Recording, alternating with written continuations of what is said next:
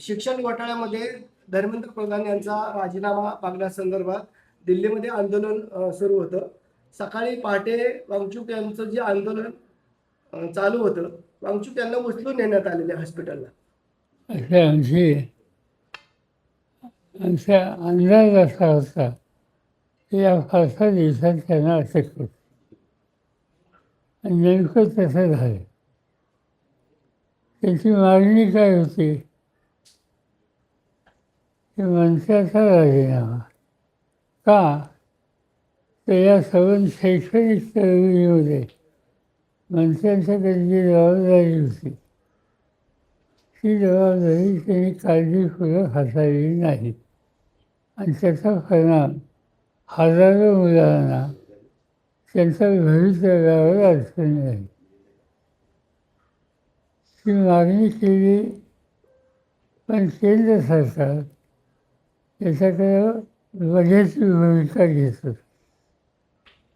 शेवटी त्याची मागणी एवढाच फक्त नव्हता, बाकीचे राजकीय पक्षसुद्धा त्यांच्याबरोबर उभे राहिले.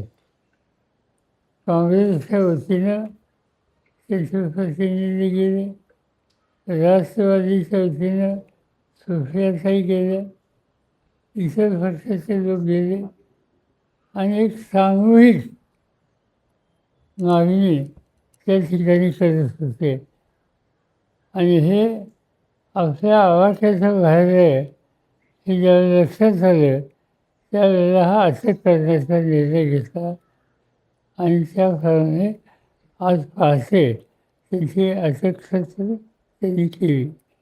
बघूया, त्यांनी अटक जरी केली तरी हे आंदोलन चालू राहणार. लोकशाही मोडण्याचा प्रयत्न हे भाजप सरकार करते असं वाटत नाही? हे सर्वच आहे ना. असं की मागणी जास्त होती, विद्यार्थ्यांच्यासाठी होती आणि नोटीस दिलेली होती आणि इतक्या दिवसात 20 दिवसात दिल्लीमध्ये असून कुणी भेटायला सुद्धा येत नाही. एवढा उद्दामपणा, याचा अर्थ केंद्र सरकार अत्यंत बेजबाबदारपणानं इथं वागतं हे स्पष्ट झालेलं होतं. आणि हे इथे थांबणार नाही. उद्या 14 तारखेला उद्या पार्लमेंट सुरू होईल, या विषयाने पार्लमेंट सुरू होईल. 30 जूनला राज्य सरकार शेतकरी कर्जमाफी करणार होते, परंतु अजून काहीतरी क्लुप्त्या आखतायत. अजूनही शेतकऱ्यांची कर्जमाफी होत नाही. आता 30 जुलैची त्यांनी तारीख घेतलेली. ठीक आहे, तारीख घेतली आणि तो वाद होणार आहोत. ठीक आहे, खरं त्यांच्या अर्थात गेल्या त्या फाळायला हव्या होत्या, पण आता त्यांनी 22 सप्टेंबर ठरवलं, नवीन तारीख दिली, तोपर्यंत आम्ही थांबणार. तर आम्हाला आज का उद्या हा महत्त्वाचा प्रश्न नाही. शेतकऱ्याला कर्जमुक्त करणं हे आम्हाला जास्त महत्त्वाचं आहे.